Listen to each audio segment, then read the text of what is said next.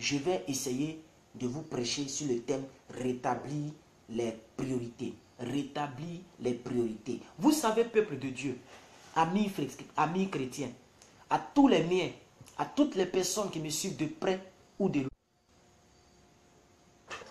Ok, la connexion déconne, mais on va faire avec. Je n'ai pas envie de... même si ça coupe, je vais patienter, on va patienter, on va faire avec, ok? Voilà. Alors, j'étais en train de dire que, vous savez, très chers frères et sœurs, vous tous qui me suivez de près ou de loin, dans la vie d'un homme, il y a ce qu'on appelle les priorités. Le mot priorité est un mot très capital dans tous les domaines de la vie d'un être humain. Alléluia. Oui. Par exemple, si ta maison, je touche, bon, je ne peux pas dire je touche du bois, ça c'est les trucs africains, mais je veux dire que si ta maison devait s'écrouler sur toi, quelle est la priorité que tu vas sauver? C'est-à-dire que tu es dans la maison est en train de trembler, la maison cherche à s'écrouler. Est-ce que tu vas vouloir sauver, je ne sais pas, un parfum, ou bien la télé, ou bien... Qu'est-ce que tu vas sauver en premier? N'est-ce pas que c'est toi-même? Alléluia. Parce que tu sais que tout ce qui est dans la maison, y compris la maison elle-même, c'est parce que tu vis dans la maison que la maison est appelée maison. Et tout ce qui est dans la maison, c'est toi qui l'as acheté. Donc tu sais, et ça c'est du tic au tac. Tu vas te sauver d'abord. Avant maintenant de chercher à sauver une télévision, mais chercher à sauver un baf. Tu ne pourras pas tout sauver, tu es conscient. Tu ne pourras pas rester dans la maison et puis jeter les baffes dehors. Pour dire, voisine, voici mon baf, voici. Amen. Est-ce que vous me comprenez? Tu vas chercher la priorité. Et je pense que la priorité, comme l'a dit maman Mireille, mais c'est ta propre vie. C'est pourquoi l'être humain, excusez-moi pour la connexion qui déconne, ça se bloque, mais on va patienter. Si ça se bloque, je vais prendre mon calme. J'attends, si ça vient, je continue. Même si on doit faire de bout à bout, je pense que le Saint-Esprit va m'aider à faire de bout en bout. Parce que je veux que vous puissiez retenir ce qui est dans mon ventre pour vous. Parce que la vie est faite de priorités. La vie est faite de priorités, bien-aimés frères et sœurs. Il faut rétablir les priorités dans ta vie. Il faut ramener les choses à l'ordre. Merci à toutes les personnes qui commentent et qui mettent les pouces. Que Dieu vous bénisse. Vous comprenez? Donc tu vas, voilà, ta personne. Tu vas sauver ta personne. Maman Martine l'a dit, tu vas sauver ta vie. Mais c'est de la même manière que l'enfant de Dieu doit marcher en termes de priorité. Il y a des choses qui priment sur des choses. Ça ne veut pas dire qu'il faut prendre d'autres choses et ignorer d'autres choses. Ce n'est pas parce que ton âme prime sur ton corps que tu dois prier, jeûner et ne même pas t'habiller, sortir. Ils vont t'appeler un fou. Est-ce que vous comprenez? Mais la priorité entre ton corps et ton âme a la priorité. Il faut finir de prier dans ta maison, de rétablir la paix, la réconciliation entre Dieu et toi, et tu t'habilles, tu te parfumes et tu sors. Mais il ne faut pas faire le contraire. Et malheureusement, nous faisons le contraire. À l'intérieur est sale, mais nous nous préoccupons de l'extérieur. À l'intérieur n'est pas rétabli et nous nous préoccupons de l'extérieur. Est-ce que vous comprenez? Tu n'es pas encore sorti de la maison, mais tu sauves ta tablette. Voilà ma tablette, pardon, voilà ma tablette. Mais si tu meurs là, qui va manipuler la tablette? Si tu meurs, qui va manipuler la tablette? C'est d'autres personnes qui vont manipuler la tablette à ta place. Voilà pourquoi je vais prêcher ce soir sur le thème rétablissons les priorités. Je dis bien les priorités. Il y a plusieurs priorités. Rétablissons les priorités à la fin de cette année, bien-aimés. Il faut les rétablir. C'est pourquoi on a pris le moment de jeûne pour dire à Dieu, aide-moi à rétablir les priorités. Je suis fatigué de la masturbation. Je suis fatigué du mensonge. Je suis fatigué du vol. Je suis fatigué de négliger même ton œuvre. Tu peux ne plus voler, mentir. Tu peux ne plus faire ce que tu faisais. Mais si tu fais l'œuvre de Dieu avec négligence, si tu t'en fous de tout ce qui concerne Dieu, tu vis ta vie comme tu veux. Tu ne mens pas, hein, mais tu fais l'œuvre de Dieu avec négligence. Tu ne mens pas, mais tu ne participes à rien. La Bible dit que nous sommes participants de la nature divine. Tu es sûr que tu en fais partie? Est-ce qu'à cause de toi, l'église avance? Il faut qu'on en parle. Il faut vraiment qu'on en parle. Il faut vraiment qu'on en parle. Au lieu de pleurer que je ne suis pas marié, qu'est-ce que tu fais? qui peut stimuler Dieu à produire le mariage en toi, qu'est-ce que tu fais? Qu'est-ce que tu fais qui peut stimuler Dieu à produire le mariage? Mais tu ne fais rien, tu ne fais que pleurer. Et toujours, je vous l'ai dit, quand je donne l'exemple de Anne, j'ai dit Anne n'enfantait pas. La mère de Samuel. Samuel qui a consacré David, etc. Anne n'enfantait pas. Anne n'enfantait pas. Elle passait son temps à pleurer. Mais est-ce que pendant qu'elle pleurait, là, Dieu la voyait même? Dieu ne la calculait pas. Quand le prophète Élie est venu, elle a dit, Père, si tu me donnes un enfant, je te le consacrerai. Dieu a envoyé son serviteur. En même temps, Dieu a dit, à cette même époque, tu auras un enfant.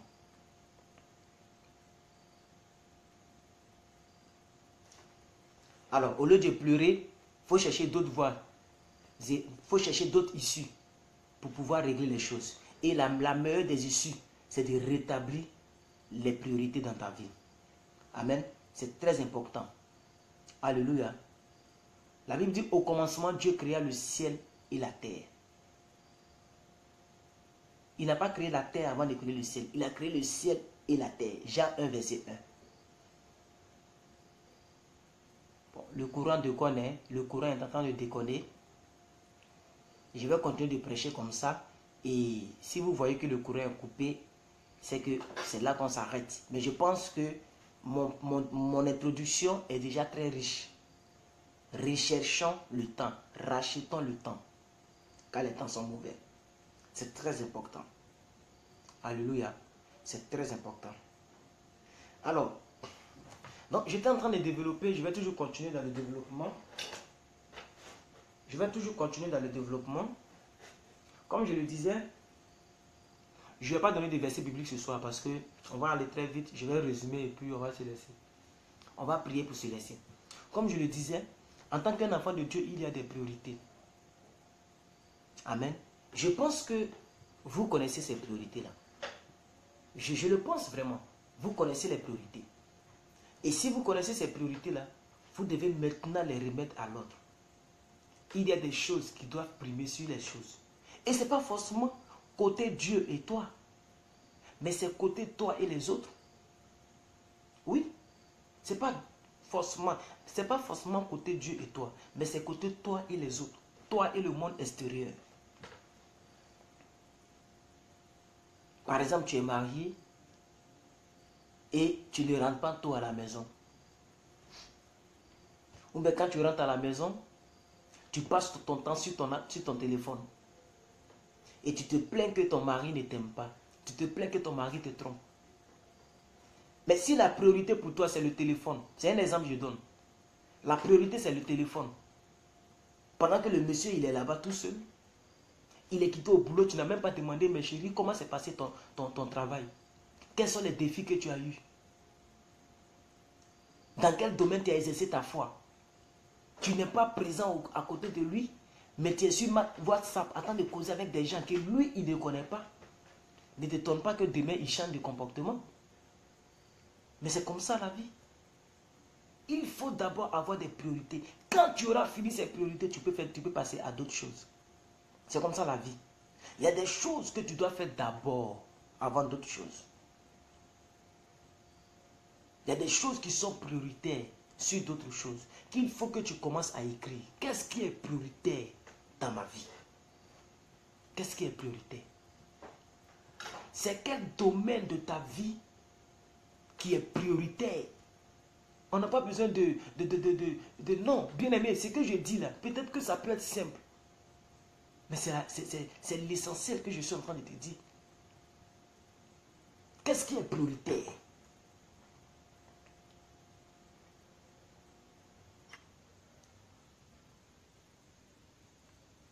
Voilà, dans le courant est faible, mon ordinateur s'est éteint, je vais le débrancher.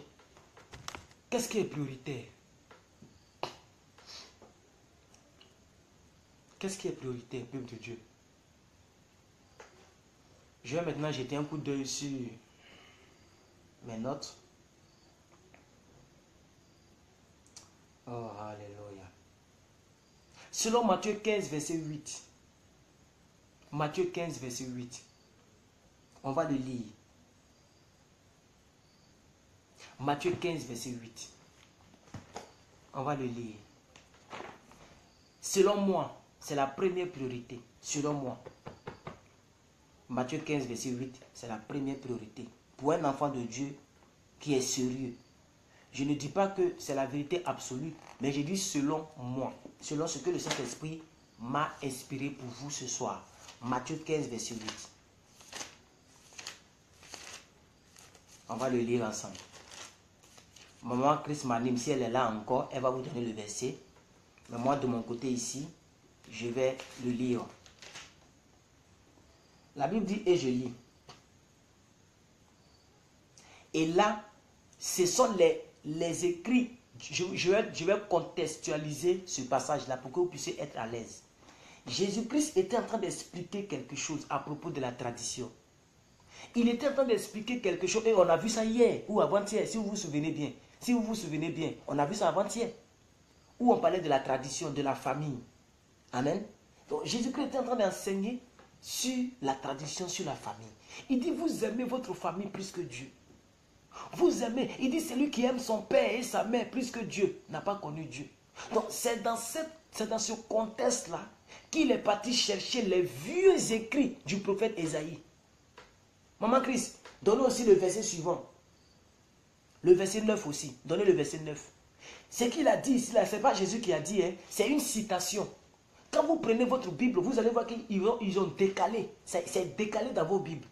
Ce n'est pas aligné sur les autres versets. Ils ont décalé. Regardez d'abord le verset 7. Regardez le verset 7. Il dit, hypocrite. Ésaïe a bien parlé en prophète sur vous. Quand il l'a dit. Maman Christ, donne-leur le verset 7.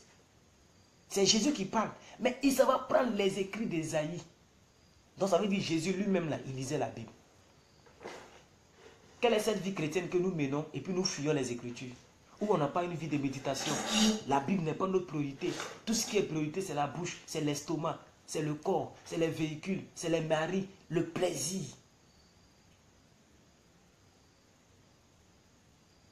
Ah oui, le plaisir. C'est-à-dire le centre même de la vie de l'être humain, y compris la vie des chrétiens, c'est le plaisir. Parce que la plupart des gens pensent que le mariage, là, c'est seulement au lit. Ça, c'est malheureux. Est-ce que vous me comprenez? Donc, Jésus-Christ, il enseignait, et il est parti prendre les vieux écrits d'Ésaïe pour venir compléter son enseignement. C'est très important. Un homme de Dieu qui vous enseigne, qui ne vous donne pas des versets, c'est un plaisantin. Il y a des gens qui prennent un seul verset et ils vont décortiquer des doctrines. Mais la Bible elle-même dit, une vérité devient vérité lorsqu'elle est établie sur 2 ou 3 faits. Comment on peut prendre une portion de Bible et faire une prédication d'1 heure? Moi, je ne crois pas en ce genre de prédication. C'est pourquoi j'aime mon mentor Ralou Afo. Il peut même prêcher avec un seul verset. Et vous me connaissez, moi je bombarde avec les Écritures. D'ailleurs, même c'est la Bible même qui m'inspire. Maman Christ donnait le verset 7. Donc il dit, hypocrite. Ésaïe a parlé en prophète sur vous en disant, ce peuple que vous êtes, vous m'honorez du bout de vos lèvres. Ce peuple m'honore des lèvres. Mais son cœur est très éloigné de moi. Première priorité en tant qu'un vrai enfant de Dieu, c'est d'être attaché à Dieu en vérité et en vérité. C'est l'attachement à Dieu en vérité et en vérité. Mais vous savez, beaucoup de personnes vivent la vie chrétienne en vérité et en réalité. Non. En vérité, la première vérité, c'est qu'on le voit avec la Bible. On met en réalité et en vérité. La première réalité, on le voit avec la Bible. La première réalité, chaque dimanche, il se peigne. Chaque dimanche, il se parfume pour aller à l'église. La première réalité, elle chante et puis les larmes coulent. Il dit, oh, Dieu a sauvé une jeune fille. La première réalité, le gars, il est en train de diriger avec le zèle. Mais la vérité, c'est qu'il n'est pas un chrétien. C'est un gros païen qui est en train de tourner un film hollywoodien. Qui est en train de faire un théâtre en plein, la sorcellerie en plein jour. C'est pourquoi Jésus dit, Moïse avait dit, quand il était encore prophète, il a dit, vous concernant, que vous m'honorez de vos bouches, de vos lèvres, mais votre cœur est éloigné. C'est lui qui dit à son père... Ok, j'étais en train de faire une lecture pendant que la vidéo était en pause. Nous avons un grand problème de connexion. Amen. Donc, là, je ne vais pas trop faire la lecture. Donc, vous pouvez lire tout le chapitre 15. C'est pourquoi je vous ai dit de lire Jean 15. Si vous voyez les 3 chapitres que je vous ai donnés à lire, Jean 15 fait partie. Tout le livre de Jean 15 parle de la priorité. Tout le livre. Tout le livre. Même le verset 4. Bon. Vous voyez, ces temps-ci là, nous avons un problème de connexion.